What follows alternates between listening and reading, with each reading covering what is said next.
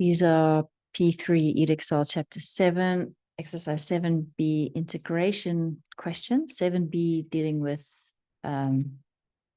how the chain rule starts to get involved. Okay.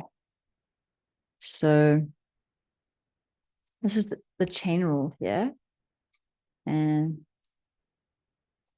just to take a look at how the first derivative ends up being in the denominator. The first derivative of the function inside the function ends up being in the denominator. But let's take a look. So if we look at a more complicated example, like number 2a here.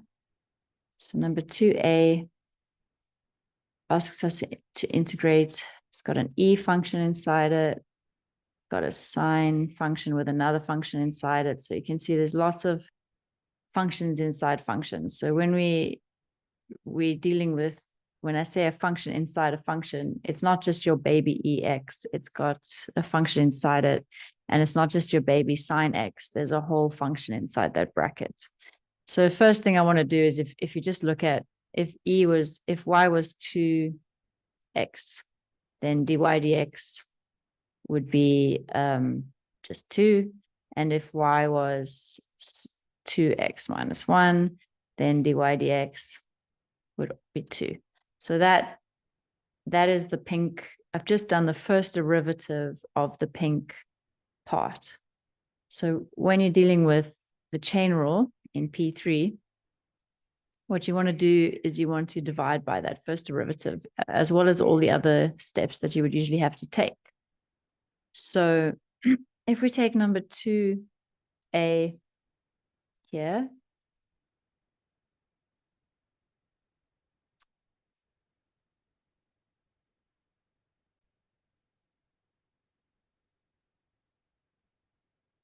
if we first look at what happens to our e to the power of 2x, well, it stays the same, but we have to divide by the first derivative, which we saw was 2, of what's inside, the first derivative of what's inside that. Okay. Then the next one, well, we know that sine x becomes negative cos x. So this will become a plus because it's a negative times a negative. And you want to keep this the same. So you bring down that a value, but now it's cos because we've integrated it. But don't forget that you have to divide this also. So this half, I'm going to change its form. I'm going to change this half's form. It's actually 1 over 2. And we also have to divide it by 2, which is the first derivative of 2x minus 1. Okay. So this just to see how these things start to add up, all the different steps that you take. So this would end up being a half e2x, just the form that it's required in, or over 1 over 4. So 2 times 2 makes 4, cos 2x minus 1 plus c. And that will be your final answer for number 2a. Okay.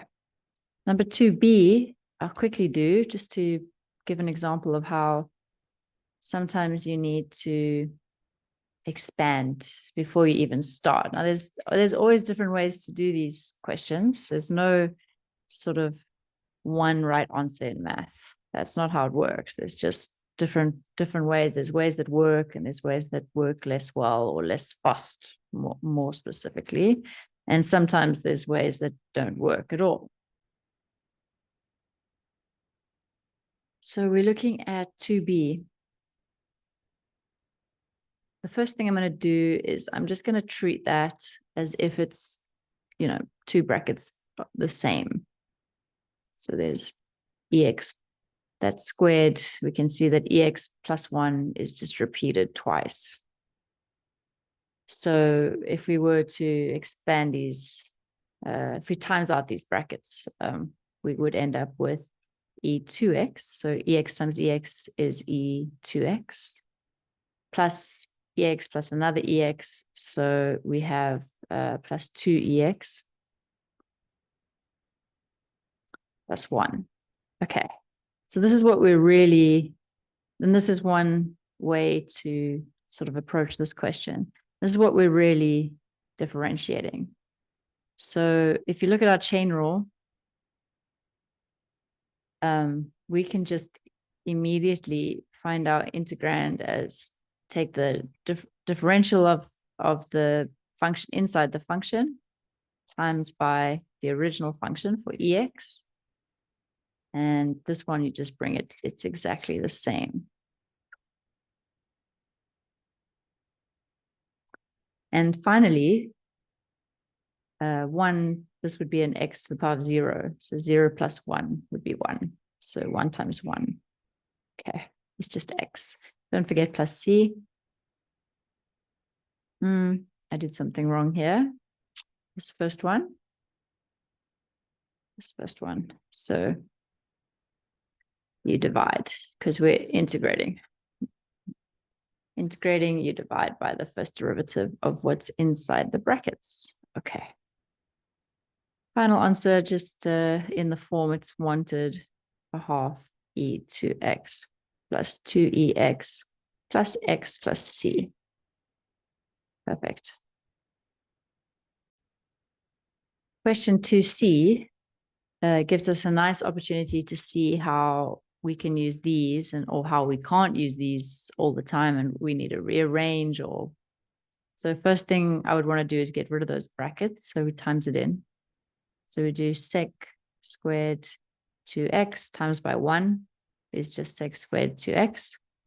And then it will be plus sec squared 2x sine 2x.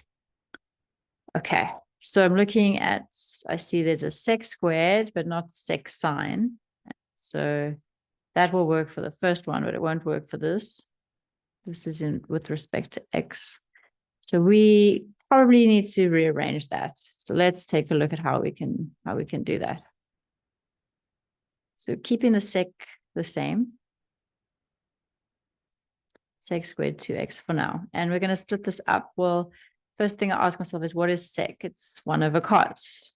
1 over cos, and there's 2 of them because of the squared. So 1 over cos 2x times by another 1 over cos 2x and times by sine 2x over 1. Now, the reason I split it up like this is for teaching purposes. A lot of my students, with a little bit of practice, you can kind of do that in your head.